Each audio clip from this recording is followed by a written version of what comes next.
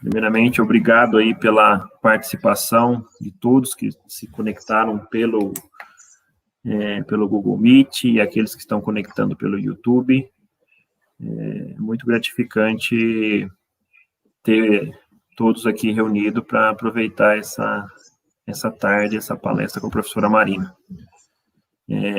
Para quem se inscreveu na plataforma CED da Universidade Rural, para a gente controlar e liberar o certificado, por favor, deixem os nomes no chat, tanto do YouTube quanto do Google Meet.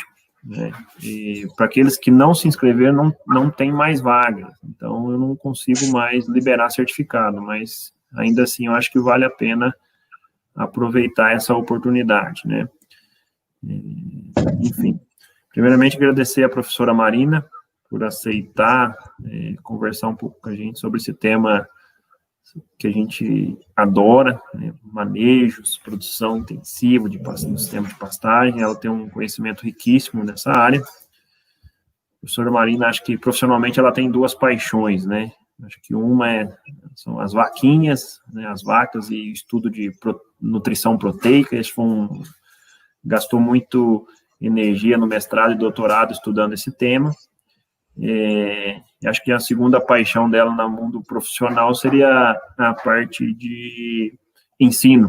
Então, acho que como professora ela tem essa competência e acho que teremos muito sucesso nessa apresentação de hoje. Espero que deixem todos instigados por perguntas e saiam dessa palestra querendo aprender mais. Então, professora Marina, muito obrigado pelo convite. Eu vou pedir para aqueles que não... Agora a professora Marina vai colocar a tela dela. Eu e o Guto, seu microfone está aberto, então vamos deixar... não sei que você vai conversar, falar alguma coisa também, mas vamos deixar tanto a câmera e o microfone no mute para não atrapalhar a professora Marina. Professora, sala toda sua. Obrigada pela apresentação e pelo convite, principalmente. Eu fico feliz de estar aqui com vocês e também quero agradecer a todos que pararam um pouquinho nessa correria que a gente está vivendo para assistirem a apresentação e também conversar um pouco mais sobre ela depois. Eu vou compartilhar minha tela aqui no Meet, apesar de no YouTube já estar compartilhado, eu parei o meu compartilhamento no Meet para a gente conversar nesse início. Então, se alguém puder me dar um ok, que tá tudo certo, quando ela aparecer aí.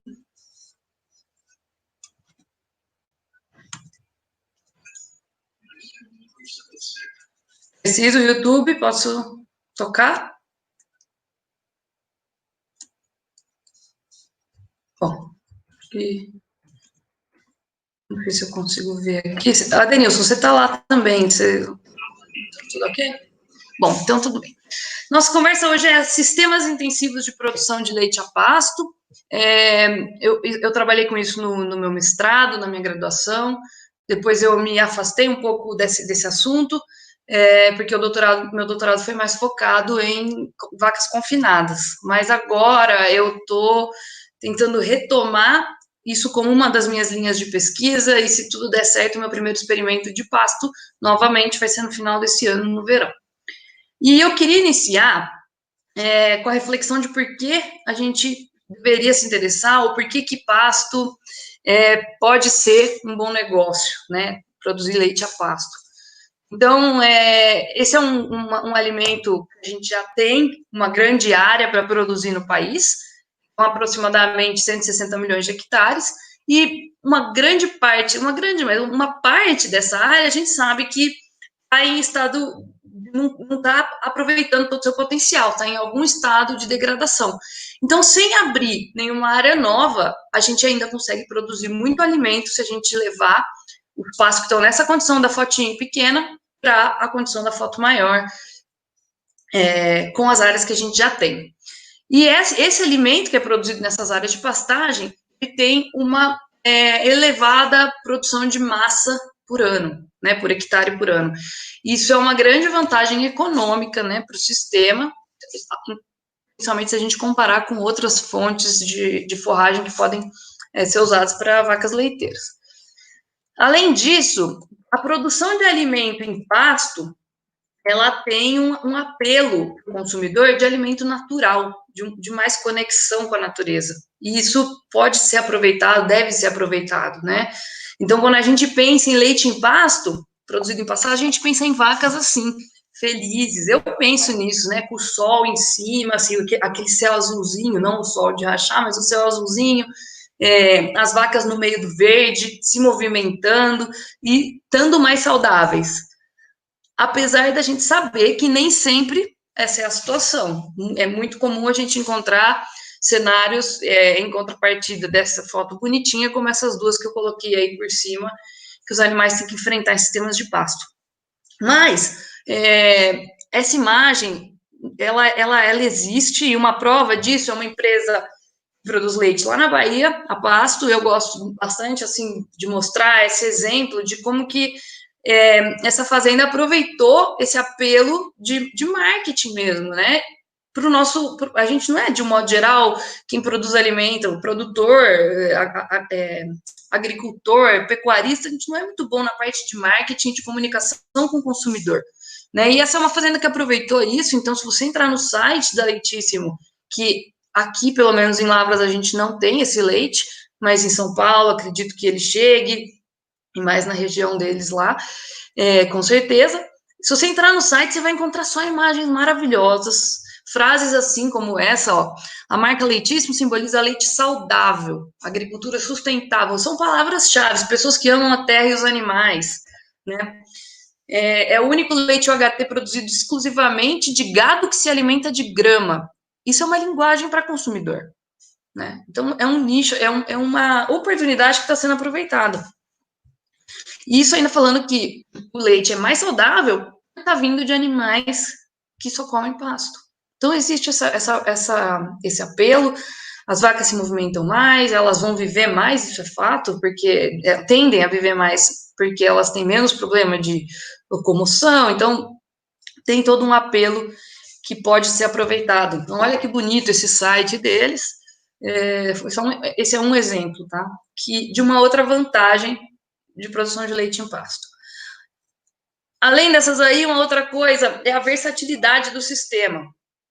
Você não tem uma área mínima. Olha esse exemplo que eu estou dando aqui para vocês de uma propriedade do balde cheio. Isso é uma foto antiga, mas dizem o pessoal que trabalha nisso aí do balde cheio, inclusive, eu acho que esse daí é no Rio até, viu?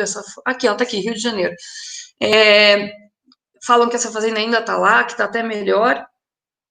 0,5 hectare de área. Ele tem 3.000 metros de pasto e 2.000 metros de cana para o inverno, produzindo 70 mil litros de leite por hectare ano, numa propriedade de 0,5 hectare. A versatilidade, essa outra é lá na Exalc, onde eu fiz meu mestrado e minha graduação, uma área de 20 hectares com 15 mil litros de leite por hectare ano, e uma área, aquilo aí é uma área médiazinha, 0,5 hectare, 20 hectares, agora 500 hectares na Leitíssimo lá, na Bahia. Olha os pivôs onde os pastos os piquetes do rotacionado são formados. Então, é um sistema extremamente versátil.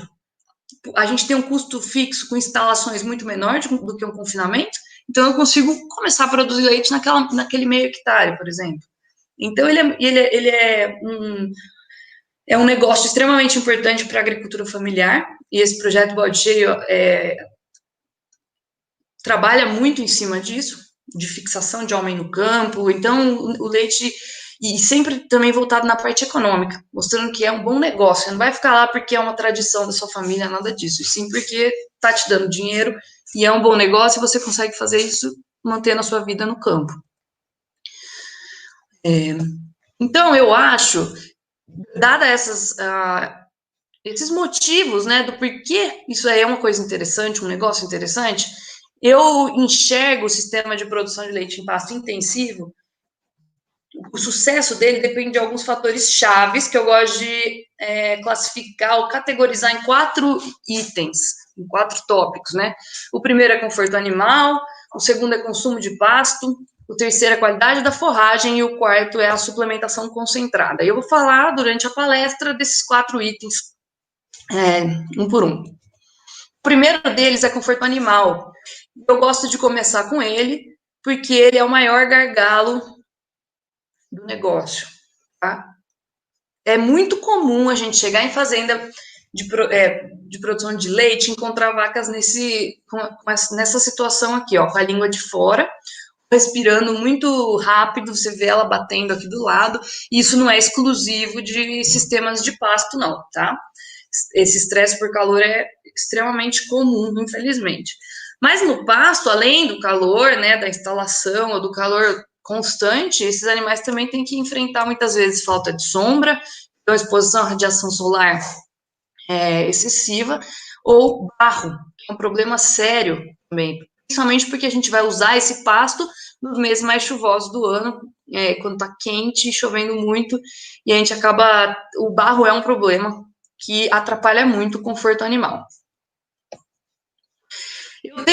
Eu gosto de fazer uma analogia com conforto, como se fosse assim, você investe no seu sistema com genética, e aí você tem uma vaca top, né? Uma vaca que você investiu muito em genética e que tem um alto potencial produtivo. Então, minha analogia dessa vaca é como se fosse um carro muito bom, que eu imagino que esse aí seja, porque eu não entendo nada de carro, mas ele é chique. Você investiu na genética, que é o carro. Você vai e investe em nutrição. Você vai abastecer esse carrão com aquela gasolina mais premium, top, super power que existe, que é a sua nutrição. Então, você vai lá, compra, faz uma silagem filé, sabe? Coloca os melhores, a melhor balanceamento, coloca aditivo, e aí coloca a sua Ferrari com essa gasolina premium para rodar numa estrada como essa. Acha que ele vai conseguir ir rápido, seja lá se esse é o objetivo de um carrão desse, mas seja lá qual é o potencial dele, ele não vai conseguir demonstrar numa estrada dessa, né? Então, eu acho que essa é uma analogia legal, que a gente tem que pensar que não adianta nada a gente ter uma super vaca, tentar achar o aditivo milagroso se a gente não estiver disposto a trabalhar na estrada primeiro. E o estresse por calor afeta diretamente a rentabilidade do sistema, né? O conforto de um modo geral, mas a gente tem muito dado de estresse por calor.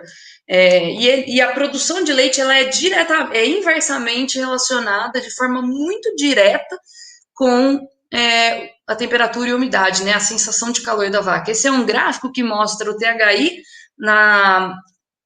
nas bolinhas, que é o índice de temperatura e umidade, porque as duas coisas são importantes para a sensação de calor da vaca, e nos quadradinhos o leite. E os meses do ano embaixo, num país do hemisfério norte, né, que é invertido do que aqui, mas o que eu gosto de mostrar aí é só como as duas linhas são extremamente e exatamente opostas, tá? Então, quanto maior a temperatura e umidade, a produção de leite vai responder de forma oposta. E essa queda na produção decorrente do calor, ela é maior quanto maior for a produção de leite da vaca. Então, quanto mais uma vaca produz, mais ela vai perder numa situação de estresse por calor.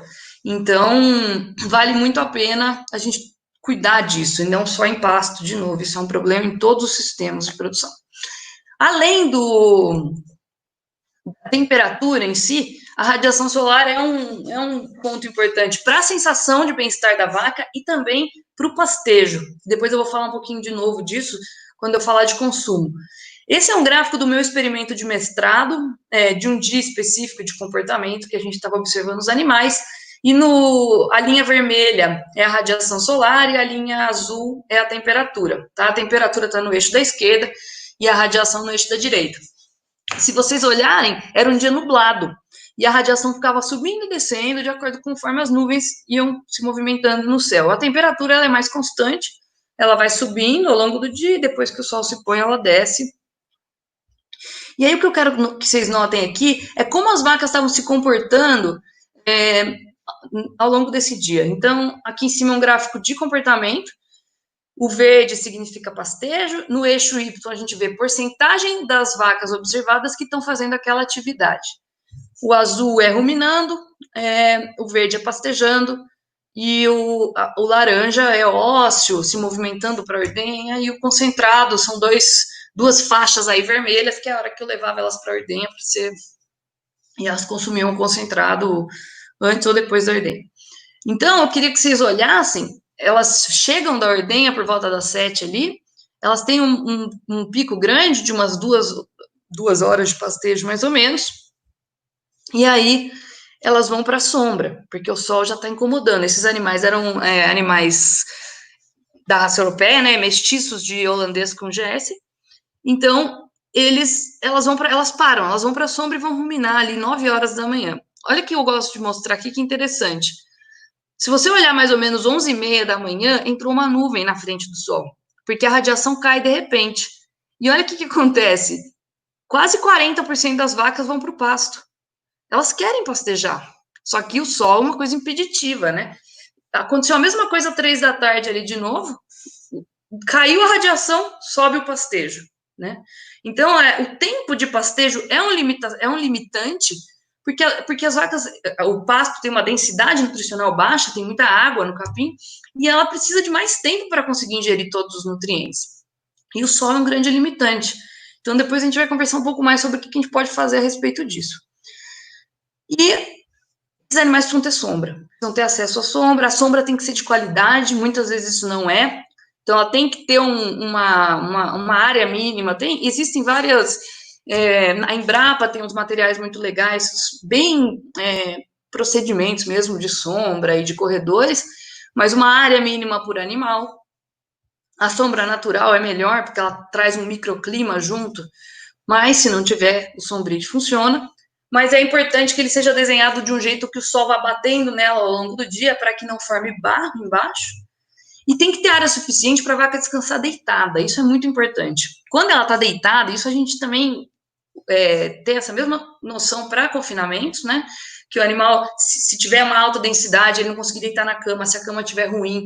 Quanto mais tempo ela passa em pé, a produção de leite cai, porque o fluxo sanguíneo para a glândula mamária diminui quando ela está em pé.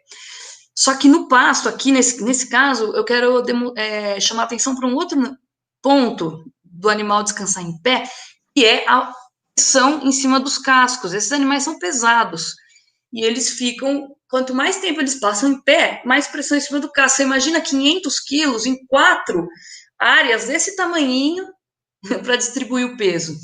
O casco, ele sofre uma pressão imensa ao longo do dia, né? Isso gera um outro problema, que é o problema de locomoção. E aí começa a ver vaca mancando, andando curva, e tudo aí vai diminuindo a produção de leite. Então, aqui a gente tem um score de locomoção, né? Então, é uma vaca normal, com a produção de leite dela máxima, em decorrência disso, e aí ela vai, conforme o score vai piorando, e você vai vendo que as costas vai arqueando, a cabeça vai abaixando, maior a produção de leite, a perda, de produção de leite. Esse é o primeiro ponto. Outra coisa já está afetando diretamente sua rentabilidade.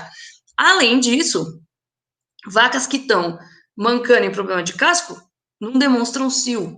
Então, uma não vai montar na outra. Ela pode estar no cio, ela não vai aceitar a monta se ela tiver com um problema no casco e com dor, né? Não vai aceitar uma outra vaca montando e também não vai tentar montar em outros animais. Então, isso piora a sua reprodução e aumenta o descarte de vacas. Esses problemas de locomoção, eles não acontecem só porque a vaca está descansando em pé.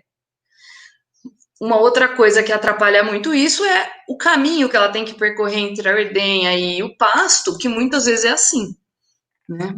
Então, ou assim, ou assim. Tudo isso afeta muito negativamente o casco. Então, tem uma vantagem da vaca estar no pasto em relação ao confinamento, de não ter aquele desgaste do concreto no casco e da umidade que fica constantemente naquele confinamento que fica com urina e fezes no chão, tem, mas se tiver com um corredor assim, a gente vai perder rapidinho essa vantagem. Então, isso é o maior gargalo do sistema, né? Tanto de pasto quanto de confinamento. Então, muitas vezes a gente as fazendas chamam um nutricionista para mexer na dieta, e quando você chega lá, o manejo dos animais não está adequado. E a gente tem que olhar, porque são elas que nos falam se está bom ou não, e são elas também que vão pagar sua conta depois. O segundo item é o consumo de pasto. Isso é importante, porque não adianta nada eu produzir uma forragem que ela é relativamente mais barata que as outras, com uma alta massa por hectare de produção se o animal não colher essa forragem de forma eficiente, né? E as forrageiras tropicais que a gente usa nos pastos, elas têm, como eu já falei, baixa densidade nutricional, tem 20% de matéria seca, 80% é água, 15% a 20%. Então, o animal precisa comer bastante para conseguir pegar o que realmente está nutrindo ele, que são os nutrientes que estão nesses 20%. Além disso, é um material com alta participação de material fibroso, né? De fibra, de parede celular, principalmente porque elas produzem muito, elas são plantas grandes, por exemplo, comparado com gramíneas temperadas. E além disso, a gramínea tropical, ela tem as gramíneas, de um modo geral, eu não sei sobre isso de temperada, mas comparado com as leguminosas, elas têm uma fragilidade do tecido menor, ou seja, elas são mais difíceis de serem, o tamanho de partícula para reduzir é mais difícil, e isso faz com que elas fiquem mais tempo no rumen. Então, fica causando ali um enchimento. Então, a teoria é a gente pensar que num pasto, num animal comendo forrageira tropical, a limitação do consumo vai ser enchimento físico. Por quê? Porque tem baixa densidade nutricional, então o volume que entra é grande, tem muita fibra e partícula difícil de diminuir, com alto tempo de retenção.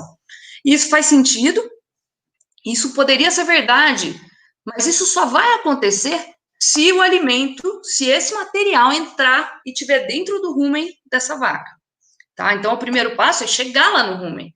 Depois, se você estivesse cortando esse capim e colocando no coxo, provavelmente o seu consumo seria limitado por enchimento.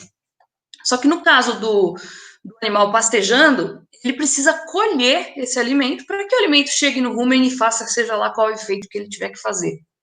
Mas isso, no animal em pastejo, essa colheita é afetado pela estrutura do dossel, ou seja, o que ele encontra quando ele coloca a boca ali para pastejar e quanto tempo o animal tem para ficar na atividade de pastejo.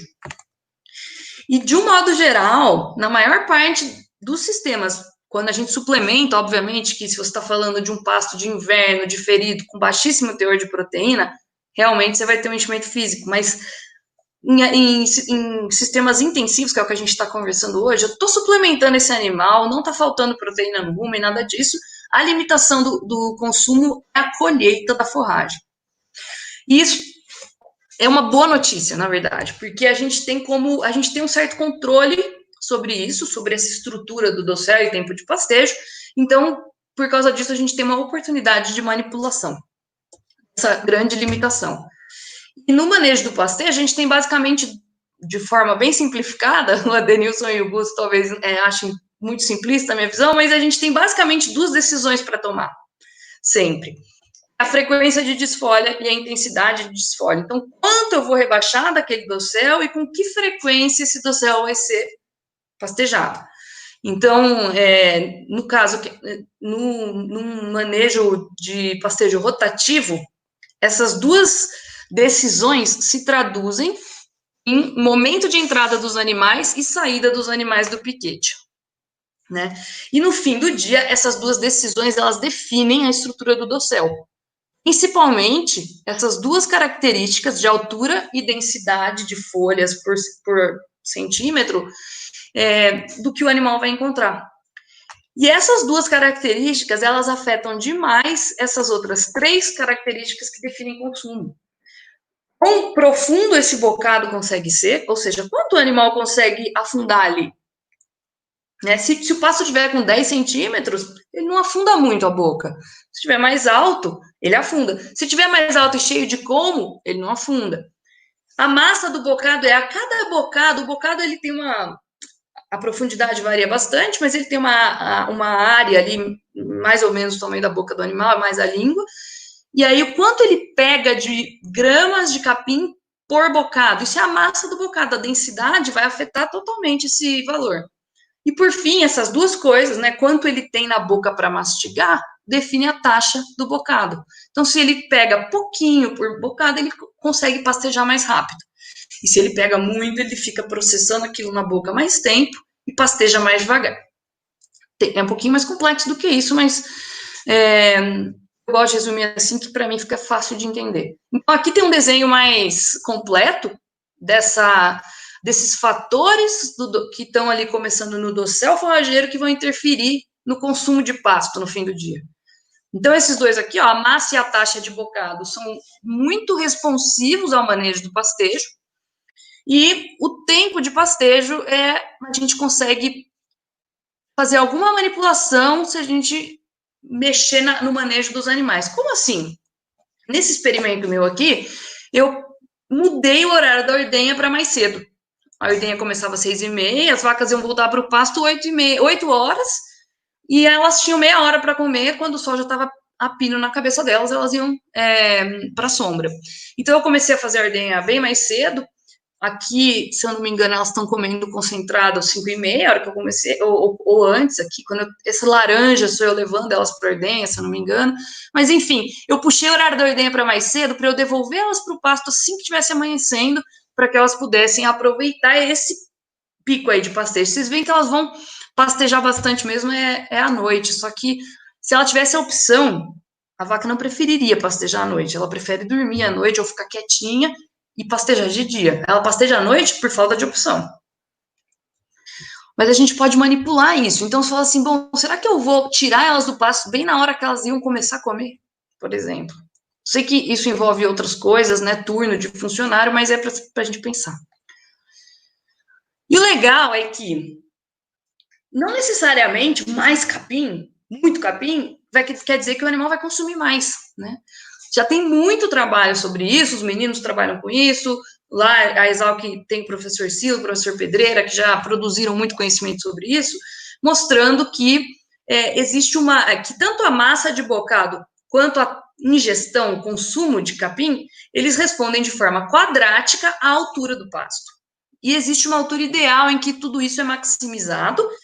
E o legal é que essa altura também melhora ou otimiza o rebrote da planta, né? Então, você está ganhando pelos dois lados, planta e animal.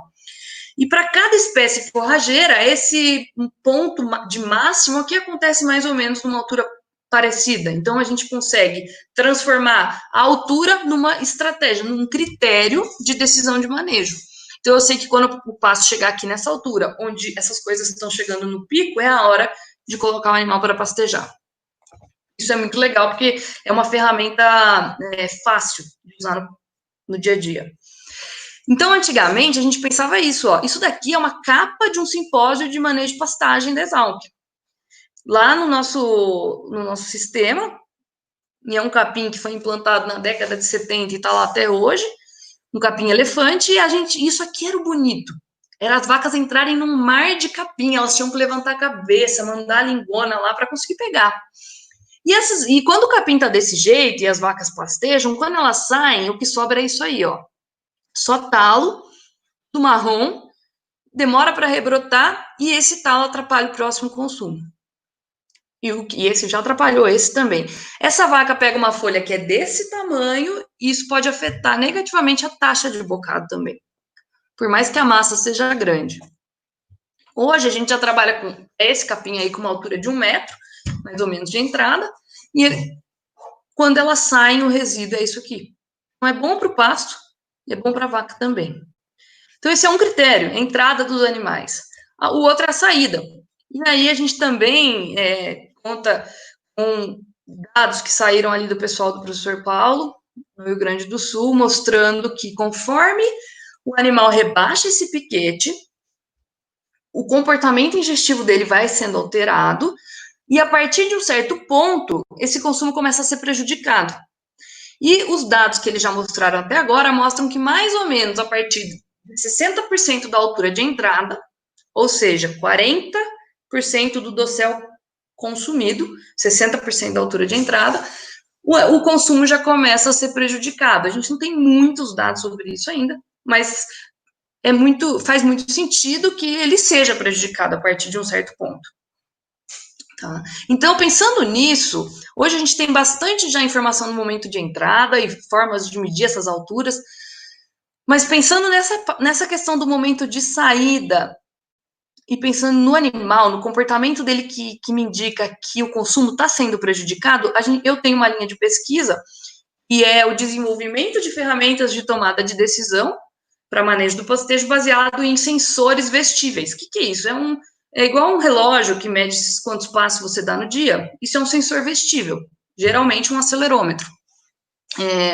Então, a gente coloca, esses dois são meus alunos, o Leonardo já terminou, já defendeu, e o Lázaro está no meio do mestrado, e a gente coloca os sensores nos animais, um acelerômetro e um giroscópio até agora, e, obviamente, a gente está observando o comportamento para poder calibrar esses sensores a predizer o comportamento sozinho, e depois o próximo passo é tentar identificar quais são as mudanças de comportamento que ele tem quando o consumo dele começa a estar prejudicado. E a ideia é que esses dados de sensores a gente coloca em alguns animais, guia, num lote, e aí uma ferramenta de inteligência artificial vai predizer e vai enviar alertas. Olha, esse animal entrou no piquete, ele pastejava desse jeito, né? Dava tantos bocados, se movimentava de tal jeito. Caiu, ele começou a se movimentar, ele mudou o padrão de comportamento ao longo do rebaixamento até acionar um gatilho que me fala, é hora de mudar os animais de piquete. E isso não precisa estar em todos os animais, né? A gente quer tentar fazer isso só em alguns deles, obviamente por custo e manejo. Mas nas vacas, às vezes, a gente está fazendo esses experimentos com gado de corte no momento. Então, a mensagem dessa parte é que otimizar o consumo do pasto é o maior desafio nutricional da produção de leite, porque tem várias limitações. Tem uma delas, a estrutura do pasto é outra. Então, assim, se você deixar passar uma altura de entrada num capim-elefante, você não corrige mais naquela estação, é muito difícil, só roçando, né? Entrando, roçando. E eu gosto dessa foto, para fazer esse ponto, ilustrar esse ponto, que isso daqui é na Nova Zelândia, uma fazenda que eu trabalhei lá em 2005, e nevou, e a neve nem estava derretida ainda, mas estava começando a esquentar, as vacas já iam fuxicando com o nariz no meio da neve para achar pasto, elas querem pastejar, elas querem comer, tá? E eu coloquei aqui 2 artigos que eu escrevi, no segundo até o professor Adenilson também participou, sobre a importância do manejo do pastejo para a produção de leite, pensando nessa otimização do consumo da forragem nesse sistema. Está lá no Milk Point, é só vocês acessarem e vocês entrar lá que vocês têm acesso. O terceiro ponto é a qualidade da forragem. Que qualidade eu estou falando? É valor, nesse momento que eu estou falando é de valor nutritivo, de composição desse alimento. E as forragens tropicais, elas têm uma fama de ter baixo valor nutritivo. Né? É comum isso, você olhar as tabelas de composição de alimentos nos modelos nutricionais, você vai ver lá, o capim tropical, você vai procurar lá, braquiária ou qualquer outro, um pânico, vai ter isso aí, ó, 6 a 8% de proteína bruta, 4 às vezes, praticamente tudo isso é proteína de alta degradação ruminal, né? Então, uma proteína que não passa nada para o animal, fica tudo ali no rumen, muitas vezes nitrogênio não proteico. Uma digestibilidade de nutrientes baixa, então alto teor de fibra, 30% do FDN às vezes, e no fim das contas isso é uma bucha, o que você vê lá na descrição das tabelas nutricionais para forrageira tropical. Só que isso daí, na verdade, não é uma característica intrínseca da planta. Isso é consequência de manejo errado. Que tipo de manejo? Falta de adubação e colheita da planta no momento errado, deixa ela crescendo, né? Muitas vezes isso é necessário, em algumas situações de diferimento, eu quero massa de forragem, isso mais para gado de corte, tá? Esse sistema de gado de leite que eu tô falando, fecham os animais no inverno com forragem suplementar. O pasto é utilizado no verão. Então, para mostrar para vocês que isso não é uma característica lá, um selo, ó, forragem tropical, bucha. Eu trouxe esses dados aqui de forrageiras manejadas intensivamente. O que é isso? Altas doses de adubação, colhidas na altura correspondente àquele máximo lá que eu mostrei para vocês na foto, que é mais ou menos 95% de interceptação de luz, que para cada espécie tem uma altura indicada. Essas forragens, elas foram levadas lá para os Estados Unidos para fazer, pelo professor Ronaldo Reis, para fazer várias análises delas, e isso aqui é interessante. Olha os teores de proteína bruta, 15, 20, você vai pensar que isso aqui é um azevém, lá da Nova Zelândia, que é forrageira temperada. Não é. Quer ver? O meu capim-elefante é esse aqui, ó, 18,3 no meu experimento, que eu mandei a amostra para ele. FDN, 60, não no 80, como estava mostrando naquela tabela. Né? Então, esse TT-NDF é a digestibilidade da fibra.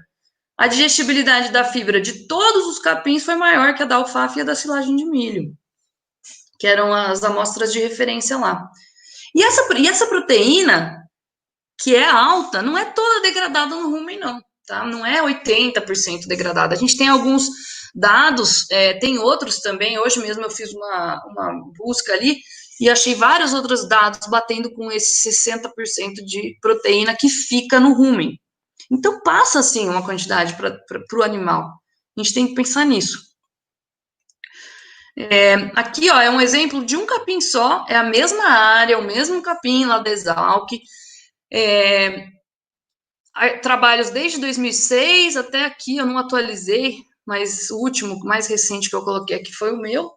Mas esses experimentos aqui foram depois. Isso aqui está a referência do meu artigo que saiu mais tarde. Mas olha só, chegamos a ter 20% de proteína bruta no capim lá.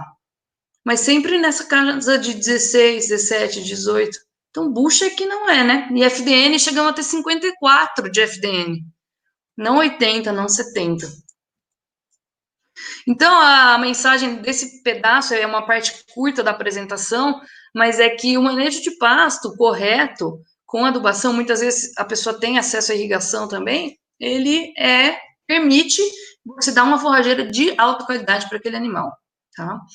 Só que por melhor que ele seja, ele não é completo e nem balanceado. A vaca não consegue produzir só com pasto. Por quê? Primeiro porque ela não consegue comer 20 quilos de pasto por dia.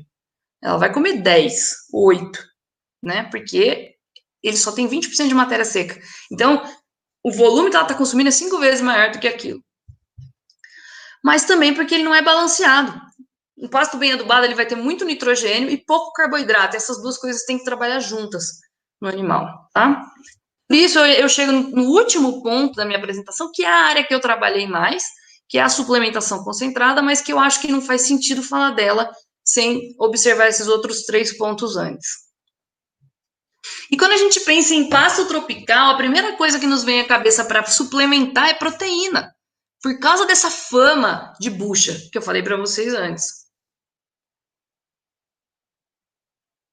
Então, se você for na cooperativa, na loja de ração e pedir uma ração para pasto, ele te dá essa daqui, 20 a 24% de proteína bruta. Talvez isso seja familiar para vocês aí, né? É o padrãozão. E essa ração é uma herança de épocas que a gente não estava fazendo exploração intensiva do pasto. A gente tinha um pasto lá que ninguém adubava, que tinha 10 hectares por vaca e era uma bucha. Então, o pasto realmente tinha um teor de proteína tão baixa que eu precisava dessa ração, inclusive, para fazer o animal comer mais, porque quando tem muito pouca proteína no capim, o micro-organismo do rumen não consegue digerir, falta proteína para ele digerir aquele alimento. Ou isso é uma falha de reformular a dieta quando vem do inverno e vira para o verão, porque no inverno ela vai consumir uma forragem de baixa proteína, seja uma cana, seja uma silagem de milho tem baixa proteína, precisa de um concentrado assim. Só que quando eu troco e volto os animais para o pasto, eu tenho que trocar o concentrado, porque agora o pasto tem 15, 18, 20 de proteína. Pensando nesse cenário aqui, foi que eu fiz meu experimento de mestrado, e eu trabalhei com vacas em meio de lactação e um capim bem manejado, que tinha 18,5 de proteína. E a nossa pergunta foi, realmente eu preciso ter proteína no concentrado desse animal? Eu preciso ter soja? Não posso trabalhar só com milho? E esses 18,5 aí atender a exigência do animal? Então, eu tinha esse concentrado só com milho, e aí eu tinha 2 com níveis crescentes de inclusão de farelo de soja. E o que a gente observa... Então, no fim, eu medi o consumo de pasto com o marcador, e quando eu coloquei junto o consumo do pasto vezes o teor de proteína, mais o consumo de ração, de concentrado vezes o teor de proteína, eu tive essas dietas aí, ó. Com milho, só milho, as vacas comiam uma dieta de 15,3 de proteína bruta, um pouquinho de farelo de soja, 16,8, e mais farelo de soja, 18,5 de proteína bruta na dieta completa. Elas comiam uns 7 quilos de concentrado, 6 a 7 quilos aí. O que eu observei lá é que não teve nenhum efeito na produção de leite em adicionar mais soja na dieta, só fez deixar a dieta mais cara, porque o farelo de soja é um ingrediente caro. E isso considerando todas as vacas, ou se eu peguei os 5 blocos de maior produção, que daí em vez de 20 litros estavam produzindo 23, 23,5, e olhei, será que nessas vacas de maior produção o efeito é o mesmo? Foi exatamente o mesmo. Não teve resposta à inclusão de farelo de soja. Então, essa dieta aqui de 15 de proteína bruta, ela foi suficiente para essas vacas no meio da lactação, que estavam produzindo seja 20 litros, seja 23. A proteína do leite é a mesma coisa, não teve nenhum efeito. A única coisa que eu vi foi uma redução na eficiência de uso desse nitrogênio, porque eu tinha mais nitrogênio nos concentrados de baixo aqui, sem colocar mais proteína no leite. Então, esse nitrogênio está saindo para a urina e está contaminando o ambiente. E está jogando dinheiro fora. E essa eficiência ela é muito bem refletida no nitrogênio ureico no leite, uma medida fácil da gente fazer no animal individual, e aí você vê como ele foi crescendo, né, de 8 para 13, conforme eu aumentei a proteína na dieta, sem aumentar nada na produção de leite ou de proteína do leite. Só que daí a gente falou, será que qualquer vaca, eu posso fazer isso com qualquer estágio de lactação? O experimento seguinte do Lucas, ele fez o mesmo esquema, foi uma cópia do meu, assim, uma repetição do meu experimento, só que a gente pegou as vacas no terço inicial da lactação. E além disso, o capim dele, por algum motivo, eu não me lembro se ele adubou menos, estava com menos proteína, estava com 15. Então ele fez os mesmos 3 concentrados, mais ou menos, aí, com só milho, um pouco de farelo de soja, milho e mais farelo de soja. Só que, olha só, essas vacas recebiam mais ração, porque elas estavam produzindo, em vez de 20 litros, 25. Então, elas comiam 8 quilos de concentrado, mais ou menos 1 para 3. E aí, elas acabam comendo menos capim. A relação entre forragem e concentrado nessa dieta muda. Isso é super importante na hora que eu estou formulando. Eu tenho que levar isso em conta. Porque senão eu saio dando o mesmo concentrado, só que eu esqueço que se a relação muda, o teor final da dieta de proteína bruta vai mudar também. Então, aqui, além do capim, que é a principal fonte aqui, né? No meu, o capim estava dando 18% da proteína. Aqui ele tem 15%. E eu dou mais concentrado nesse experimento aqui. Então, o meu consumo de capim em relação ao consumo total foi menor. Isso fez com que as dietas dele ficassem com teores de proteína bruta no final da dieta muito menores do que as minhas, com os mesmos concentrados. Então, no concentrado só de milho, deu 12% de proteína bruta, né? Aquele que no meu eu atingi com só milho, que foi o 15 e pouco de proteína bruta, ele conseguiu com esse concentrado intermediário, que tinha lá, se eu não me engano, era 6% de farelo de soja, não me lembro agora. E o último ficou com 17% de proteína. Ele pegou efeito, foi significativo, foi um aumento linear, na verdade, de produção de leite, e a eficiência de uso do N reduz, é normal isso, mas pegou resposta. Se você olhar o nu dele eu já vou mostrar. Mas aqui, ó, o que eu queria falar para vocês é que a produção, ela é parecida com aquelas minhas 5 melhores vacas que eu mostrei no slide anterior. Só que o estágio de lactação importa também. Então, eu não posso pegar e achar que, porque as vacas estão no pasto, tem uma receita de bolo, tem um concentrado que eu vou usar para todo mundo e vai funcionar igual.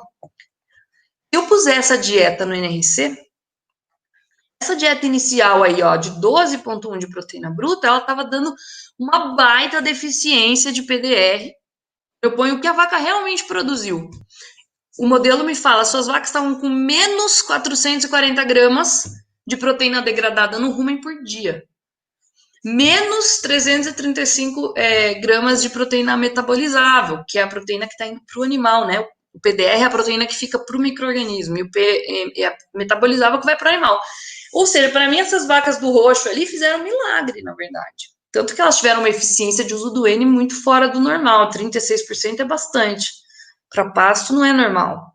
Provavelmente elas estão mobilizando proteína do corpo, porque elas estão tão programadas para fazer leite no início da lactação, que elas vão tirar do corpo para priorizar produzir. Tá? Nessa dieta, nessas 3 dietas aí, o NRC me indicou que só a última que estava adequada em PDR e metabolizável. E se a gente olhar os valores de NU, O primeiro realmente estava muito baixo, né? 6 é um valor muito baixo, 6,7. No outro experimento, no primeiro, era a dieta que foi adequada, estava com 8 e pouco. Então, assim, eu arriscaria dizer que essa dieta do meio, com 15,5, até estaria um pouco adequada, mas por ser vaca em início de lactação, é o momento de de dar mais proteína para esses animais, tá? Porque isso programa a vaca para ter uma lactação inteira melhor. E eu vou mostrar uns dados de uma outra coisa, mas que tem esse mesmo ponto. Tudo que a gente faz que consegue aumentar o pico de lactação no início ali, nos primeiros 60 dias, a gente vai, para cada litro que se aumenta no pico, você tem lá um valor, que eu não vou me lembrar de cabeça, 100, não sei quantos litros na lactação da vaca. Porque ela tem uma persistência meio fixa. E aí, se você aumentar o pico, você vai aumentar todo mesmo um pouquinho de leite. Tá? Então, de um modo geral, aquilo ali é uma exceção, é bem terço inicial de lactação. Mas, de um modo geral, esse capim que eu uso altas doses... Por que eu vou usar altas doses de adubação nitrogenada? Porque o capim responde. Faz sentido eu colocar nitrogênio para eu ter mais massa, para eu ter maior taxa de lotação, para eu aumentar meu litro de leite por hectare ano. Então, eu vou adubar. E quando eu adubo, eu aumento o teor de proteína desse capim. E aí, de um modo geral, ele não consegue aumentar nada na parte de carboidratos solúveis. O teor de carboidrato solúvel da forrageira tropical é muito baixo, né? Enquanto dá aí 5%, 6% e pode chegar a 20% numa temperada. Então, tem um desbalanço grande no rumen entre nitrogênio e carboidrato. Por isso, a maior parte das situações, a maior limitação nutricional do pasto bem manejada é a energia. Tá? Então, eu vou gastar alguns slides aqui falando sobre tipos de suplementação energética para essas vacas aí que já estão comendo um pasto filé e que está com alta proteína. Trouxe um exemplo de um experimento que foi conduzido na Exalc, mas acabou de sair também um outro do professor Ronaldo Reis. Ele já fez esse trabalho também de processamento de milho aqui na fazenda aqui em Minas, né, em Monsenhor Paulo, e esse resultado é bem consistente, né? Quando eu floculo o milho, em vez de moer, eu aumento a disponibilidade desse amido no rumen. É uma forma de processamento que deixa ele mais disponível no rumen, o amido. Então, esse experimento aqui da Fernanda, ela, também com o Flávio, na Exalc, que trabalhou com esse pasto, muito semelhante com dos que eu mostrei agora, e aí um concentrado que era majoritariamente milho. E comparou milho moído fino com milho floculado. Aqui tem bastante dado, então eu vou guiar vocês para onde eu quero que vocês olhem para entender meu ponto aqui. Obviamente, primeiro a produção de leite, ela aumentou em, acho que 7,7%, se eu não me engano, foi significativo. Por quê? Porque esse milho está dando mais energia para o animal. O amido está mais disponível. Outra dica é olhar a proteína do leite. Por que a proteína do leite aumentou quando eu aumentei a energia? Porque esse milho floculado soltou mais, o amido dele foi mais digestível no rumen. Isso fez com que o micro-organismo usasse melhor o nitrogênio do pasto. Isso produziu mais proteína microbiana. Essa proteína foi para o intestino e serviu de aporte de proteína para a glândula mamária fazer proteína do leite. Então, é muito comum quando eu aumento a energia no rumen, né, o carboidrato digestível no rumen, eu ter aumento em produção de proteína no leite. E é onde eu vou olhar para ver se o efeito foi ruminal. E se você olhar no nitrogênio ureico no leite, ele diminui. Aqui foi uma diminuição imensa, mostrando o quê? Eu tinha nitrogênio sobrando no rumen. Eu estava com 16 de NU, é bastante isso. Quando eu coloquei esse carboidrato mais disponível, em comparação ao milho moído, esse nitrogênio, que era amônia, foi aproveitado e deixou de ir para o leite na forma de ureia. Isso é muito legal e mostra que o efeito foi ruminal, tá? E esse ganho de 7,7% na produção de leite, ele é maior do que é costume de ver em dietas americanas. Esses experimentos de processamento de grãos é muito comum nos Estados Unidos. E, de um modo geral, tem uma revisão aí antiga que fez uma meta-análise, mas acho que não chamava assim ainda, mas uma análise de experimentos que compararam floculado com moído fino, e viram um aumento médio de 5%. E isso acontece porque o nosso milho brasileiro, ele é diferente do milho americano, e ele é menos disponível, o amido. Nosso amido é mais preso, é um amido menos digestível. Então, quando eu processo, o meu ganho é maior ainda do que no milho, que já era bom, que os americanos estão acostumados a trabalhar. Só que aí eu caio, então eu falo assim, putz, então eu vou colocar milho, né, para usar muito esse pasto. Eu já tive casos aqui de dieta de 25 de proteína no capim. Como que você usa essa proteína que tá, uma grande parte dela tá no rumen, e eu preciso usar, porque senão vai sair tudo na urina. Você vai pondo carboidrato na dieta. Só que aí, ó, pensa numas vacas aí vaca de pasto, vaca boa de pasto, muito boa, produz 6.000, 8.000 quilos de leite na lactação. Isso são vacas muito boas. Uma vaca dessa, no pico de lactação, ela come aí de 9 a 13 quilos de concentrado por dia. Uma vaca que está produzindo 35 litros no pico vai comer isso de ração concentrada. Essa dieta, quando eu pego essa ração e ponho junto com o pasto que ela vai consumir, vai dar uma dieta que pode ter só 40%, pode variar de 40% até 60% de concentrado. O FDN vai baixar de 30%, o amido pode subir de 25% da matéria seca, e geralmente as pessoas alimentam em 2 alimentações diárias, quando traz para fazer ordenha.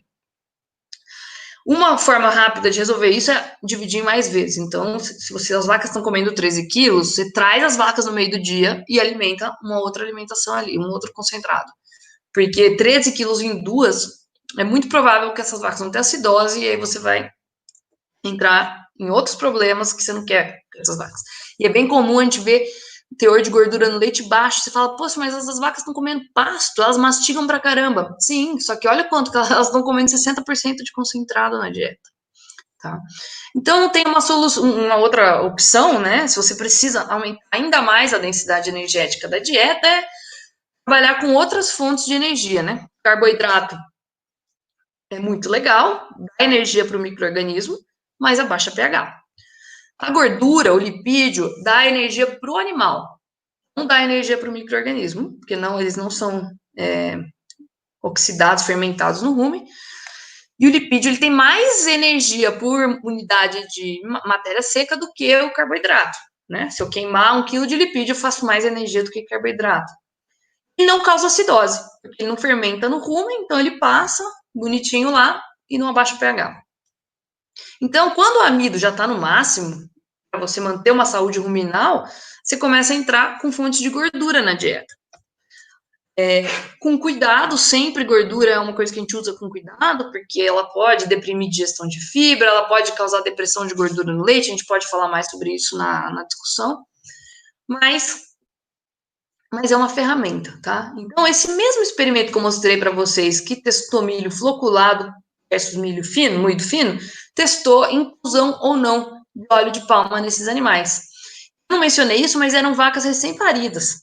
Então, eles alimentaram do dia 15 pós-parto até o dia 90 e pararam de alimentar essas dietas experimentais. Todas as vacas foram para a mesma dieta e eles acompanharam até o final da lactação. E por isso que é um dado que eu gosto muito de mostrar. Porque é difícil, normalmente em instituições de pesquisa, alguém acaba o experimento e já tem alguém esperando para usar as vacas, né?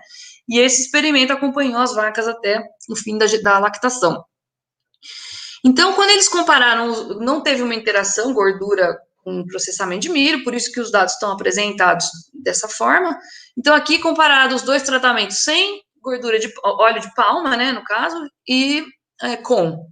E aí, olha só, a produção de leite, ela aumentou muito mais do que quando eu comparei milho muito fino com floculado. Aumentou 3 litros e quase 3 litros e meio de leite. E aumentou todos os sólidos. Aumentou gordura, aumentou proteína, aumentou lactose. Ou seja, deu mais energia para o animal. Se você olhar nu, eu não grifei aqui, mas se você olhar o nu aqui, não mudou nada, ó. 14 e 13. Nem teve diferença estatística, porque a gordura não atuou no rumen, tá? Não deu energia para o micro-organismo usar esse nitrogênio. Ela atuou no animal. Isso nos evidencia que o pasto tropical é muito limitante em energia, seja para o rumen e seja para o animal. Por quê? Porque ele não consegue consumir o que precisaria consumir, por ter uma baixa densidade nutricional. E aí, olha o dado que eu falei para vocês de lactação completa. Vou descrever o gráfico para ficar mais fácil, e vou começar do de cima, do verde escuro. Isso é milho floculado com óleo de palma, sabão de cálcio de óleo de palma, por isso que é SCOP. Isso já está publicado também, que é esse trabalho aqui, ó. Então, foi a linha mais alta. Olha o tamanho da diferença do pico de lactação da dieta que tinha óleo e milho floculado com a dieta que tinha sem óleo, não tinha óleo, e milho moído fino. É muita diferença, tá? A segunda linha, e essa diferença, olha que ela, como eu falei para vocês, quando você mexe em pico, ela acompanha. Essas linhas, elas vão paralelas até o final da lactação. Então, a segunda linha é o milho moído fino com a gordura. Então, as duas linhas de cima é com suplementação lipídica. E as duas linhas de baixo, sem. E aí, dentre, né, com e sem suplementação, a mais alta vai ser floculada e a mais baixa é moído fino.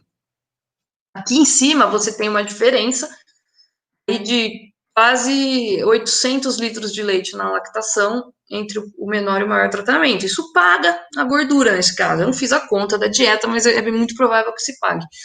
Um outro ponto que eu acabei tirando, porque eu achei que não ia dar tempo, mas eu só vou mencionar, é que gordura pode causar depressão de gordura no leite, por causa de ácidos graxos bioativos que estão vindo do rumen, principalmente em dieta de alto carboidrato, que o pH do rumen está mais baixo.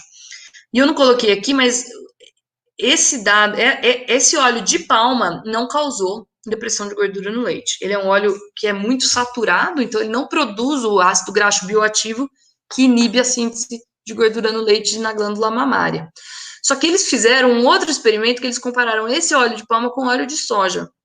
E esse óleo de soja também aumentou a produção de leite, ou seja, ele foi útil para dar energia para a vaca, só que ele deu uma quebra boa na gordura do leite, baixou de 3, porque o óleo de palma, o óleo de soja, desculpa, ele traz muito linoleico, que é o ácido graxo que dá origem a esse bioativo, que é chamado de CLA, trans 10-cis-12, talvez vocês tenham já ouvido falar, porque se fala muito sobre ele, que causa, então é um medo que todo mundo tem de usar gordura, mas a gordura de palma não faz isso. Eu escrevi um artigo muito recente, agora em maio, em que eu fiz um compilado sobre esses experimentos de pasto feitos especificamente na Exalc. Eu meio que contei uma história de experimentos focados no pasto, resumidamente, mas depois eu foquei mais em detalhes nos experimentos focados em suplementação concentrada.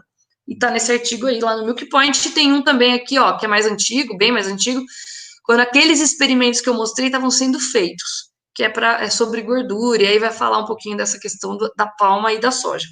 Então, vocês podem olhar lá que vai ter mais detalhes sobre isso. A mensagem que eu quero deixar de concentrado, gente, é o seguinte: não tem receita de bolo. Você não vai comprar um concentrado pronto e achar que você vai resolver seu problema na fazenda. Ele depende. O que você tem que suplementar para a vaca? O que falta? E como eu sei o que falta? Bom, primeiro eu preciso levar em consideração que estágio de lactação que está essa vaca. Essa é a primeira mensagem que eu quis mostrar naqueles 2 trabalhos, de meio versus início de lactação. Por quê? A exigência da vaca muda, a partição de nutrientes muda, ela vai priorizar leite nesse início de lactação, então ela é mais responsiva, eu posso ir com mais proteína para ela, porque ela responde melhor, né? Só que não só isso, além da exigência, muda quanto ela está comendo de concentrado. É diferente de uma ração, uma dieta total, né, que eu misturo tudo bonitinho. Aqui não, eu vou dar só o concentrado, quem escolhe o quanto ela vai comer de pasto é ela. Então, muitas vezes, ela substitui um pouco do pasto pelo concentrado, e isso muda a relação forragem-concentrado. E quando muda, muda a minha dieta. Não é mais uma dieta de 15 de proteína, é de 13, porque ela comeu menos capim, o capim que trazia toda a proteína, entende? Então, isso é importante. E os modelos, apesar de serem imprecisos, eles não são totalmente ruins, não. Dá para trabalhar bem com o NRC, você coloca o concentrado lá e desconta do consumo total, e o que sobra ali, que é pasto, dá para trabalhar com esse número. E a outra coisa que muitas vezes passa batido é analisar o capim. Porque como é que eu vou saber o que eu tenho que fornecer para o animal se eu não sei o que ele está comendo do capim? O capim não é único, né? Ele tem uma variação, ele responde, a composição do capim responde ao manejo do pastejo. eu estou pondo de nitrogênio e se eu estou colhendo essa forragem no momento certo ou não. Tá? E essa análise não adianta pegar um por ano. É muito variável. Então, é uma coisa que vai gastar mais dinheiro é analisando forragem, que ela é mais heterogênea do que uma silagem, que eu tenho um silo bem similar, assim, por um bom tempo. Tá? Então, tradicionalmente, a gente pega esse pasto, coleta, e aí aí eu tô sujeito, coleto o pasto, mando para o laboratório, pego a resposta, ponho no meu programa e formulo um concentrado que complete aquele capim. Isso está sujeito a vários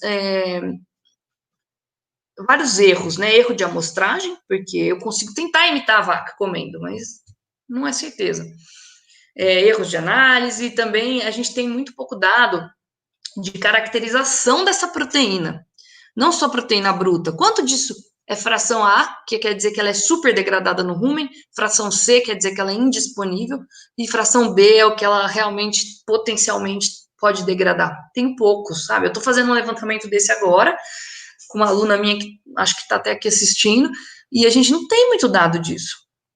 Tá?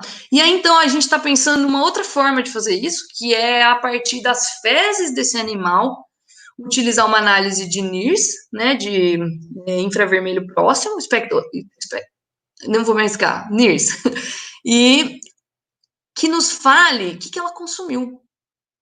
Então, isso já, na Austrália, eles fazem muito isso, suplementar aquelas animais de corte que ficam pastejando áreas gigantes, que não tem a menor condição de amostrar o pasto, são pastagens nativas, eles pegam os animais, quando eles passam para fazer vacinação, por exemplo, eles coletam fezes, passam no NIRS, eles já têm uma curva calibrada, e o NIRS te dá a composição da dieta consumida. Meu sonho é que a gente consiga também medir consumo de matéria seca a partir daí, mas, por enquanto, nós temos uma linha de pesquisa dessa também, que é a utilização de NIRS fecal para estimar o consumo de alimento e a composição da dieta consumida. O Daniel é um aluno que já defendeu, e a Larissa trabalhou com pasto, e a Larissa está trabalhando com confinamento. Seria o último confinamento também, porque eu alimento os animais em grupo, eu quero saber o que cada um do grupo está comendo. Né?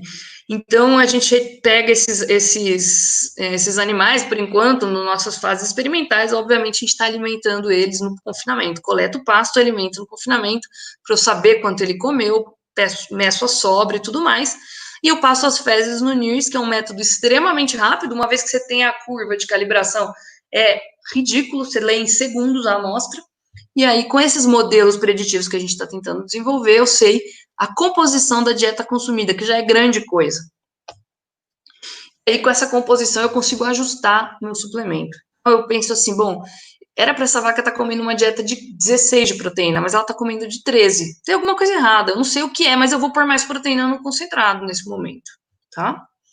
Então, esse trabalho do Daniel, ele já teve uma boa, nos empolgou a continuar, foi muito bom para estimar a composição da dieta consumida, os modelos, mas para consumo de pasto foi muito ruim, por enquanto, e agora a gente está fazendo ele no confinamento, para vaca confinada, só que foi com gado de corte também, mas a gente tem bastante esperança eu acredito muito no NIRS, acho que dá para ele fazer muita coisa legal com ele. Então, minha mensagem final é que eu acredito que o sucesso depende, essa é a minha visão, desses 4 pontos chaves: conforto animal, consumo, otimizar o consumo de pasto, trabalhar na qualidade dessa forragem com o manejo, e a suplementação concentrada customizada, de acordo com aquele animal, e aquele animal te fala. A análise de leite é uma outra linha de pesquisa que eu tenho, de análise de leite como ferramenta nutricional. A análise individual no pasto, então, ela é mais importante ainda, porque ela me fala se essa vaca está comendo proteína suficiente ou não, né? Então, e é mais rápido, e é individual. Então, eu posso ajustar o concentrado com base no que sair na análise de leite. Em outras palavras, você tem que ter vaca feliz, como em qualquer sistema de produção. A vaca é a rainha. Se ela não estiver bem, não adianta você investir em mais nada. É dinheiro jogado fora. Forragem produzida de qualidade para a gente aproveitar esse potencial produtivo que tem no pasto tropical. Suplementação concentrada feita de forma balanceada. como eu atuo nessa linha, eu me arrisco a pensar para onde a gente está indo um pouco com isso. Acho que processamento de grãos, e deveria ampliar isso mais, né, para suplementação energética, seja com processamento de grãos ou com lipídios. Lipídios pareceu uma coisa muito promissora. É uma linha que eu acho que tem que ser mais explorada ainda.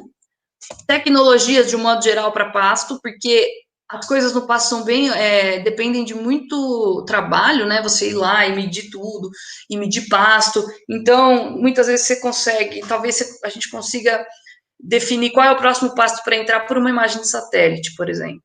Definir a hora de sair por um colar que está preso no pescoço do animal, com um acelerômetro nele. Coisas desse tipo. Então, acho que tecnologia, as minhas 2 linhas de pesquisa são com foco em pasto, e aí na parte que eu tenho mais afinidade e paixão, como a Denilson mencionou, é a parte de proteína. Então, assim, será que não tem espaço para essas vacas no pico de lactação, produzindo 35 litros de leite, comerem uma fonte, responderem a uma fonte de proteína não degradada no rumen na dieta, e, quem sabe, até aminoácido. Então, talvez essa minha volta aí a pesquisar pasto vá ser nessa linha de tentar melhorar o aporte de proteína de qualidade para a vaca, tá? E, então, essa é a mensagem. Eu encerro por aqui, não sei exatamente quanto tempo eu gastei, mas aqui tem o meu e-mail e tem meu site, e lá eu coloco as palestras tudo em PDF, então eu não pus essa ainda. Tem uma parecida com essa, mas mais antiga, e depois eu ponho o PDF dela lá, vocês podem baixar os slides também, se vocês quiserem. De novo, eu agradeço o convite e a participação de todos vocês, e fico à disposição para perguntas. Deixa eu só... Oi, Marina. Você gastou 1h10, mais ou menos. Deixa eu ver se eu estou conectado no YouTube. Estou. Parabéns pela excelente apresentação. Acho que para quem está aprendendo um pouquinho sobre pasto e nutrição, foi uma aula, não foi uma palestra, foi uma aula, né? Acredito que deve ter deixado a cabeça das pessoas muito curiosas, né? Porque é muito conhecimento, né, que você trouxe nessa sua apresentação. Eu gostaria de pedir que o professor Guto, eu mandei um link no seu WhatsApp, você conectar também no StreamYard, para o pessoal do YouTube possa consegui-lo escutá-lo e ouvir o que você possa comentar, professor. Tá? Tá. Enquanto isso, né, quem tiver perguntas, já mandaram algumas, eu vou fazendo aqui para a professora Marina. E só, né, eu e o professor Guto trabalhamos muito na área do pasto, né? Então, a professora Marina falou muito da importância do consumo, né, do pasto. Você pensar que, nos dados que a professora Marina mostrou, no melhor cenário, o animal consegue dar uma bocada, e nesse bocado ele tem 1 grama de matéria seca, né? Então, só queria deixar uma reflexão para os alunos pensarem, para todos quem estiver assistindo, o quanto que isso é desafiador para o animal que tem aí consumir, sei lá, 10, 15 quilos de matéria seca, pensando que cada bocado ele só consome 1 grama de matéria seca.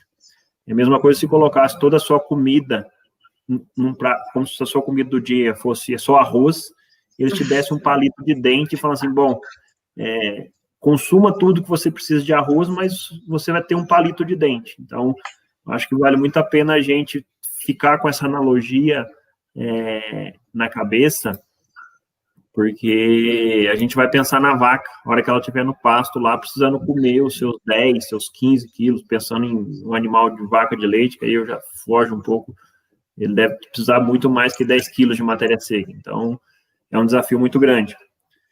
Então, parabéns pela palestra, professora. Foi enriquecedor. Tem algumas perguntas aqui. Eu tenho alguns comentários, deixo para depois. Depois o Tarcísio pode me ajudando aí. Se eu esqueci algum comentário ou alguma pergunta, você me corrige. Guto, se você quiser fazer algum comentário aí, enquanto eu vou lendo aqui, preparando as perguntas. Uhum. Em primeiro lugar, queria parabenizar a Marina pela excelente palestra, Marina.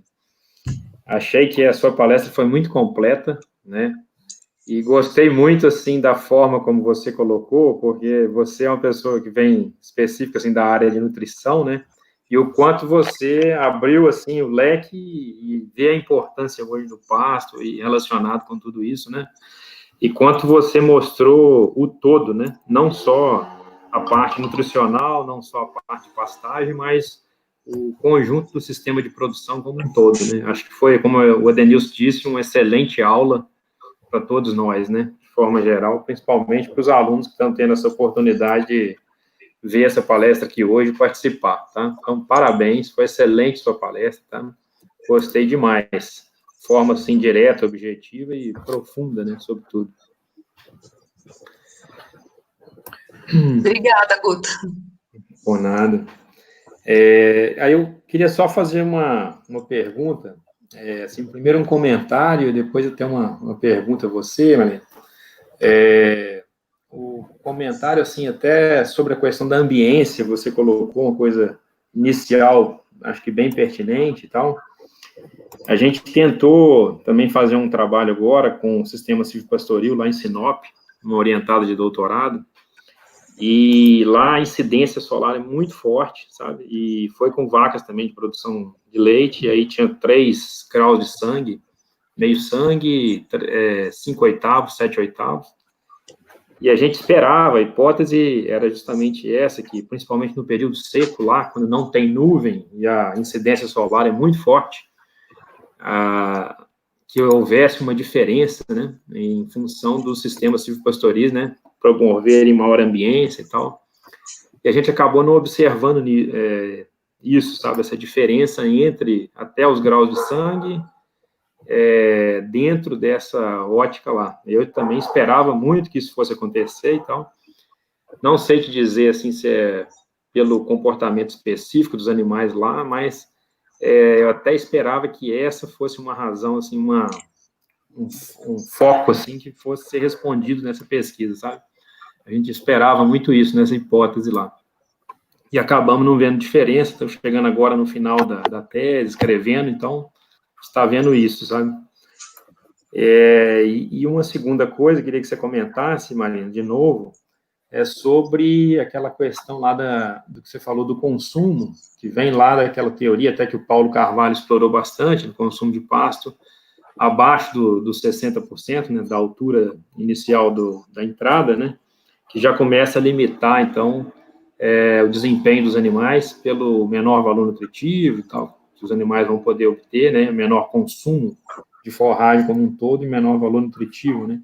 Se o que você tem desenvolvido, né, na parte dos seus orientados que você mostrou, que são aquelas ferramentas para identificar esse momento exato, né, que começa a cair, né, esse consumo, para você falasse um pouquinho mais como é que você tem desenvolvido isso e se os seus resultados têm casado realmente com essa ideia do Paulo Carvalho lá.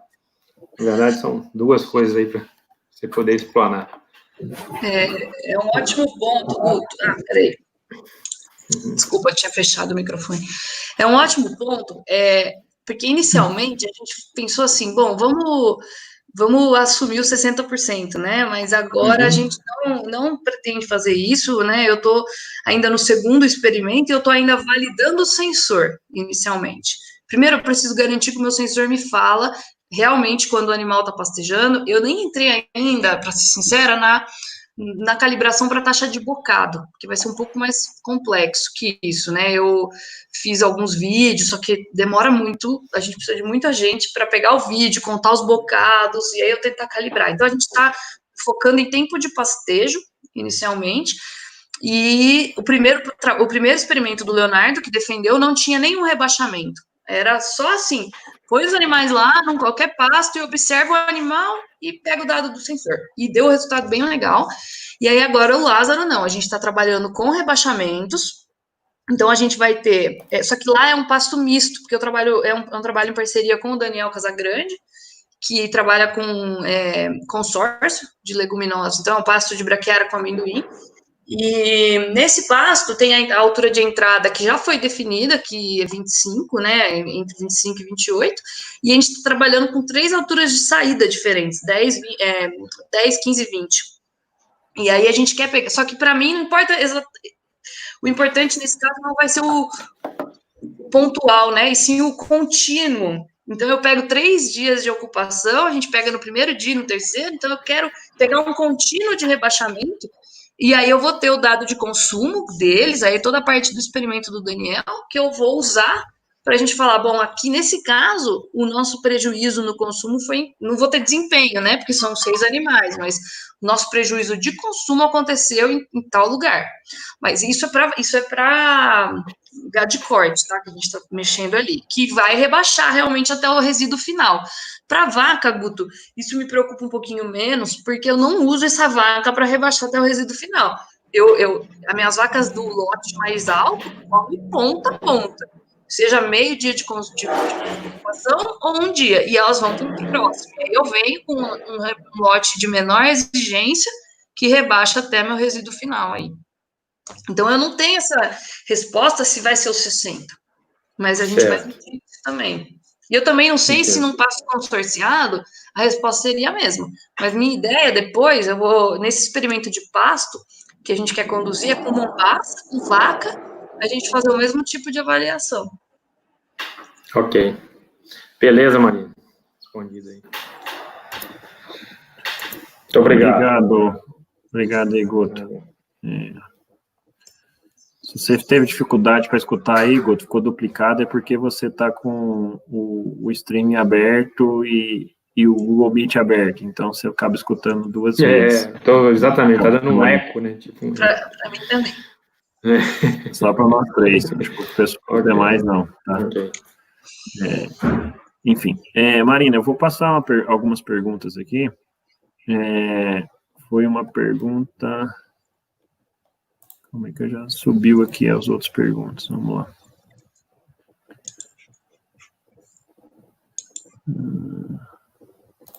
Tá, vamos lá. Pergunta do Renato Campos. Pediu para você comentar um pouco das vantagens e desvantagens do uso de cerca elétrica, né? Até já batendo um pouco a sua carteira aí, acho que a desvantagem é um pouco o processo, o investimento que você tem que fazer para mobilizar esse capital, né, uma desvantagem, mas eu acho que as vantagens é o controle do processo, né? Você permite formação de lotes, né, principalmente como a professora Marina falou, de um dos itens, né, que ela é necessário para a formulação de dieta, saber o estágio da lactação. Bom, então você consegue formar lotes em função do estágio de lactação, e se você tem cerca elétrica, sua propriedade, ou seus piquetes divididos, isso facilita um pouco deixar isso mais homogêneo. Então, isso é um pouco da minha opinião. Então, professor Marino, até bati um pouco aí, antecipando a pergunta e a sua resposta, mas fique à vontade para fazer os seus comentários. Eu acho que para você trabalhar o manejo do pasto adequado, você precisa de cerca elétrica, porque a cerca elétrica você... tô ligado, achei que eu tinha desligado. A cerca elétrica você muda ela de lugar com muita facilidade. Então, você pode chegar num momento que você está com menos vaca em lactação, que isso muda, você tem estacionalidade, inevitavelmente você tem uma sazonalidade de parto, seu lote de vaca em lactação, o lote 1, o lote 2, que você vai separar por exemplo, produção, pode mudar de tamanho. E aí você tem seus piquetes, você pode acertar isso em período de ocupação, então eu posso deixar elas um pouco mais, se eu tenho menos vaca, eu posso deixar elas um dia e meio, mas eu posso aceitar isso também na área que eu vou oferecer. Então, na Nova Zelândia, por exemplo, o pasto é enorme. E a gente vai abrindo em faixas. Eu acho até que nesse artiguinho do Milk Point que eu coloquei aí, é que faz tempo que eu escrevi ele, mas eu acho que eu falo de pastejo. Eu escrevi em algum outro lugar, talvez, do Milk Point, sobre pastejo em faixa. E aí é o jeito mais eficiente de usar o pasto, porque eu vou permitir um rebaixamento super homogêneo, me corrija se eu estiver errado aí, mas eu tenho uma área pequena, uma lotação imediata, instantânea muito alta, esse rebaixamento vai acontecer de forma bem homogênea. Então, eu só consigo fazer isso com cerca elétrica, né? Então, assim, do ponto de vista de manejo, eu não tenho número de custos, assim, mas é muito mais vantajoso. Eu acho que a desvantagem é que dá choque. Você toma choque o dia inteiro. Muito bem. Não, obrigado. Realmente a ferramenta, né, cerca elétrica, ela é um aliado, né, da mesma forma que a gente pensa em nutrição, quando a gente pensa em pastagem, pensa em manejo, a gente não pode abrir mão dessa ferramenta que é o uso de cerca elétrica, né, sem dúvida. Tem uma pergunta do Juliano Vieira.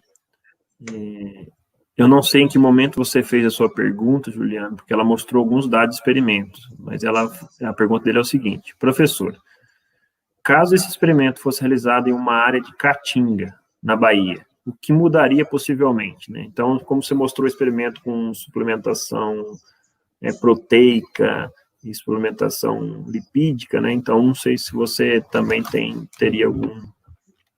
O Juliano não está aí para dar uma esclarecida em qual ele estava falando? Porque eu estou olhando aqui no chat. Eu estou vendo o chat aqui do YouTube. Eu vi a pergunta. Não sei se ele quiser esclarecer, mas, assim, independente de qual, não muda o fato de você ter que saber o que... Eu não conheço a realidade, não sei que tipo de forrageira, não sei qual é a estacionalidade, não sei que tipo de animais, nada disso, mas acho que o ponto de que não existe muita receita e que ou assim, que o concentrado não é um produto pronto que você vai lá e compra. Você pode até comprar ele pronto, você não tem que bater ele na fazenda, mas você teria que ver que tipo de alimento, de forragem que esse animal está consumindo. Não sei o que eu mudaria, porque eu não sei de qual experimento que você está mencionando, né? Mas, assim, imagino que as forrageiras vão ser diferentes, então você vai ter que fazer outra análise, outro tipo de concentrado, e aí pode ser que a alimentação seja proteína, não sei. A gente não, reforçando, né, o que a professora Marina falou, a gente não vai formular dieta sem saber o que o animal tem disponível no pasto, né? Então, invariavelmente, a gente acaba necessitando de uma análise bromatológica, enfim. Então, Juliano, se acaso você está perguntando de um experimento específico, eu acho que a professora Marina deixou os contatos dela, você pode entrar em contato com a gente ou com a professora Marina para tirar um pouco essa dúvida, né? Ele também tinha deixado aqui um comentário agradecendo a sua palestra, que tinha sido excelente, né? Tinha sido a melhor que ele já assistiu na área. Obrigada.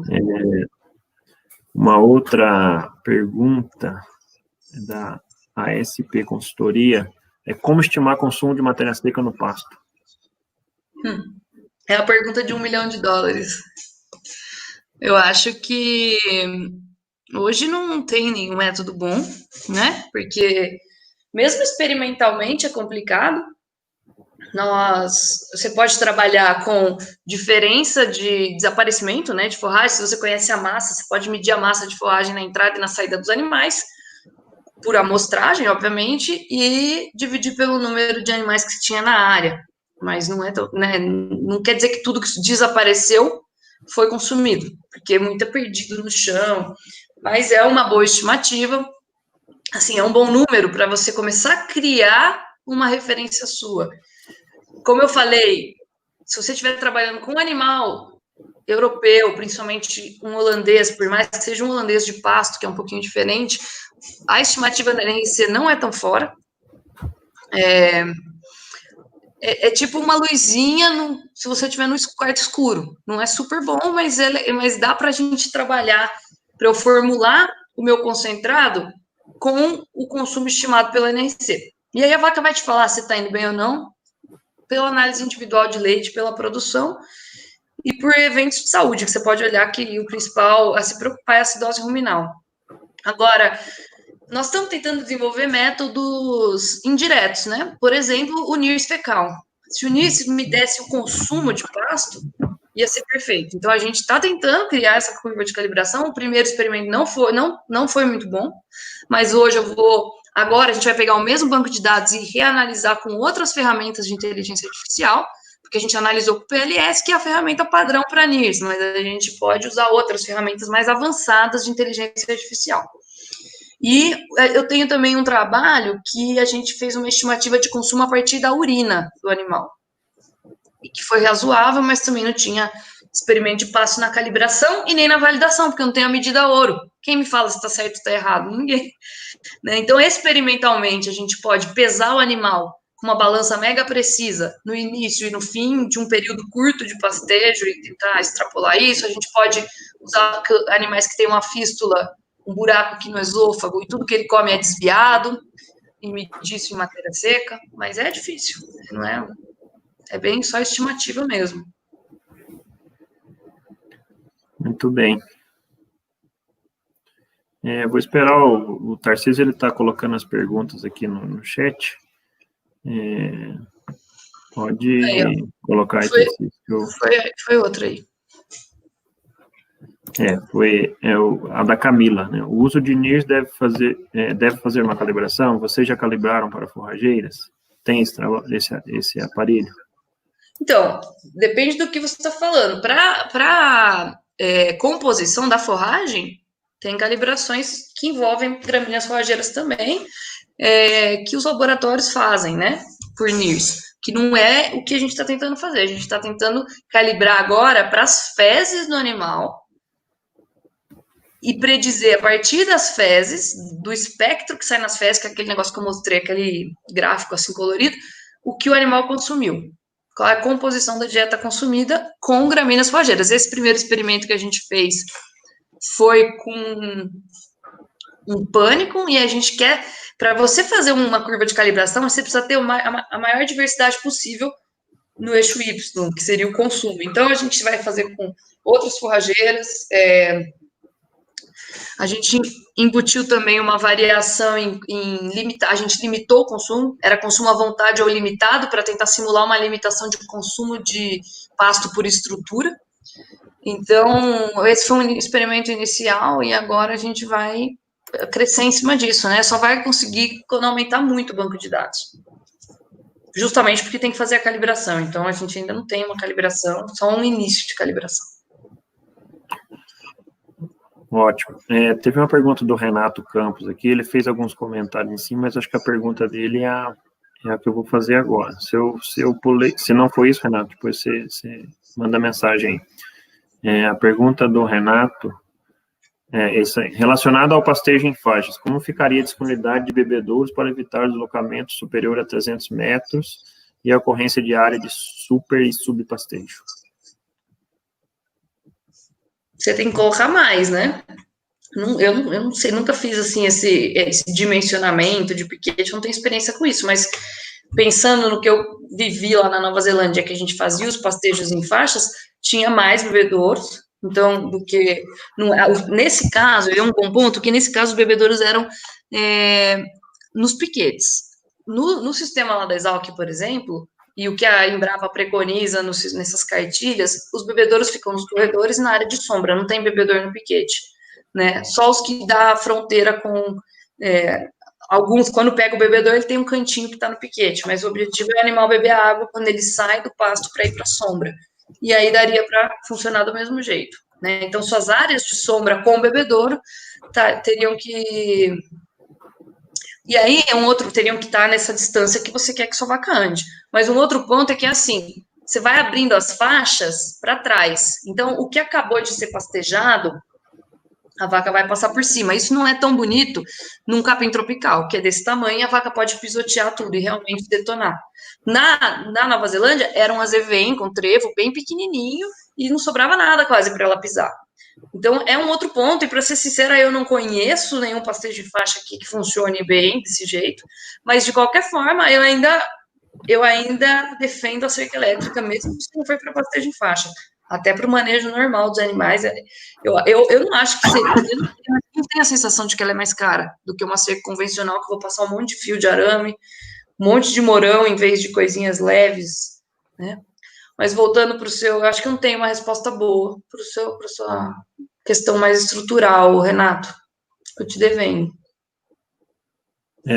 Eu também não tenho experiência com isso, Renato. Talvez se o professor Guto tiver algum comentário.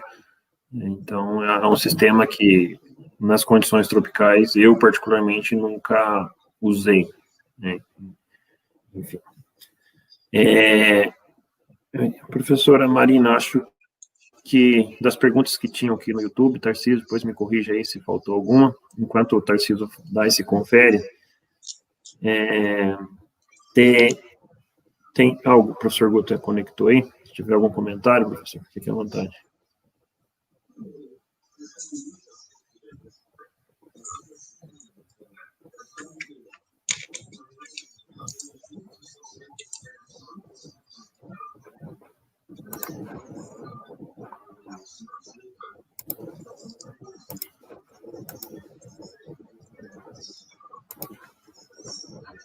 Ô, Guto, eu acho que você tem que ativar o seu microfone no stream, porque aí o pessoal do YouTube não te escuta também.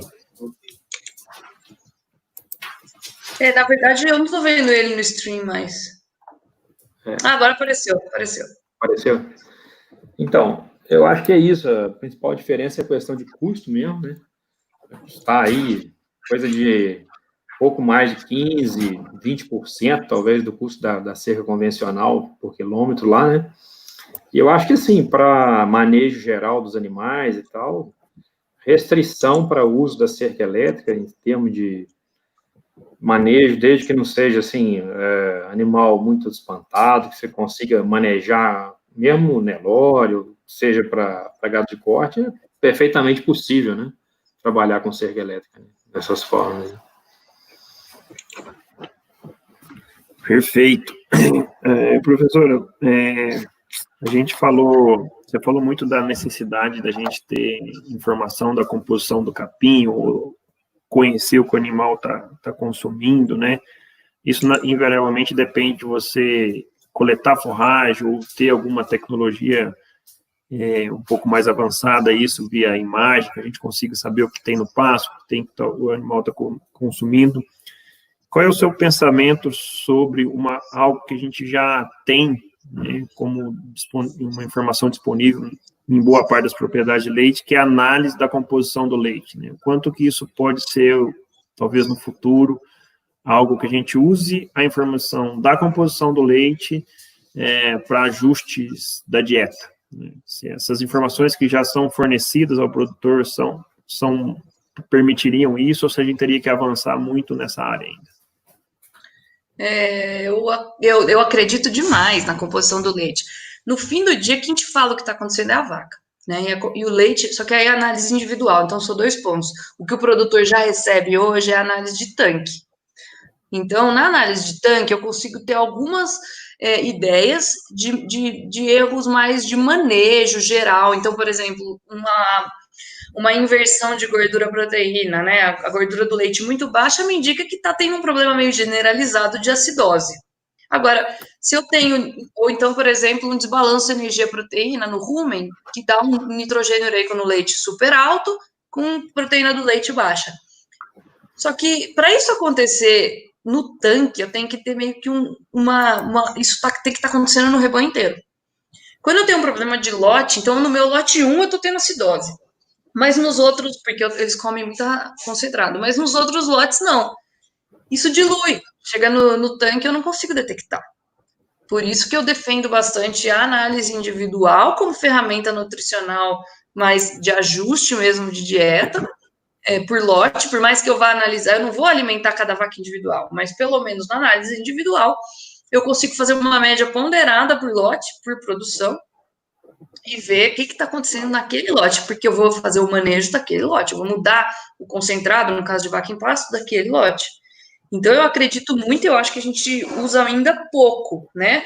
Então, nessa outra linha minha aí também, que eu estou fazendo com o João Pedro, o aluno, a gente quer explorar cada vez mais, porque da mesma forma que no NIRS, a análise de leite sai de um MIRS, né? É um infravermelho médio, não o próximo, mas sai um espectro muito parecido com aquele lá. E hoje a gente pega lugares específicos do espectro e já tem a calibração para componentes do leite. Mas eu acho que se a gente pegar, e já tem trabalho, bastante trabalho nos Estados Unidos com isso, é pegar o espectro todo, usando ferramentas de inteligência artificial que conseguem diminuir o volume de dados e processar tudo junto, para ter outras informações do animal. Inclusive, esse é um outro jeito de medir consumo de matéria seca. Isso já tem alguns experimentos em cima disso nos Estados Unidos com vaca confinada. Mas eu também não sei o quanto que a vaca confinada come dentro do lote, eu só sei a média do lote. Então, fazendo o MIRS do leite, que é olhando o espectro da análise, tentando estimar consumo de matéria seca. Então, tem muita coisa sendo feita com análise de leite, mas muito além, Adenilson, do que a gente recebe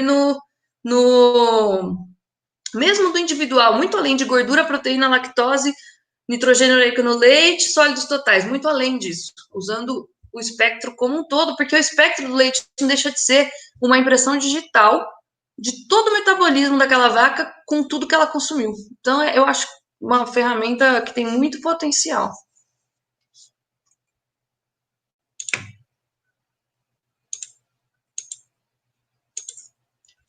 Será que o Denilson travou? Alguém mais me ouve? Guto?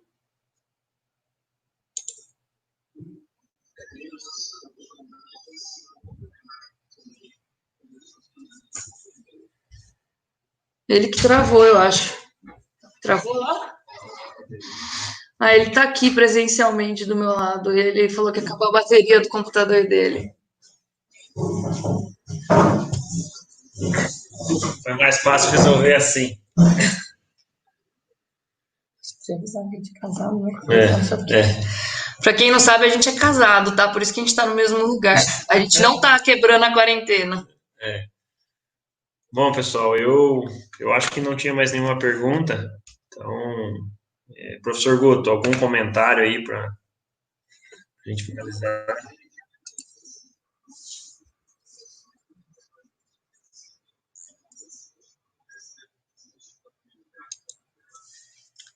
Eu que agradeço, Guto, Denilson, Tarcísio, obrigada pela parte de suporte técnico, pelo convite, pela arte, e obrigada a todo mundo que está assistindo.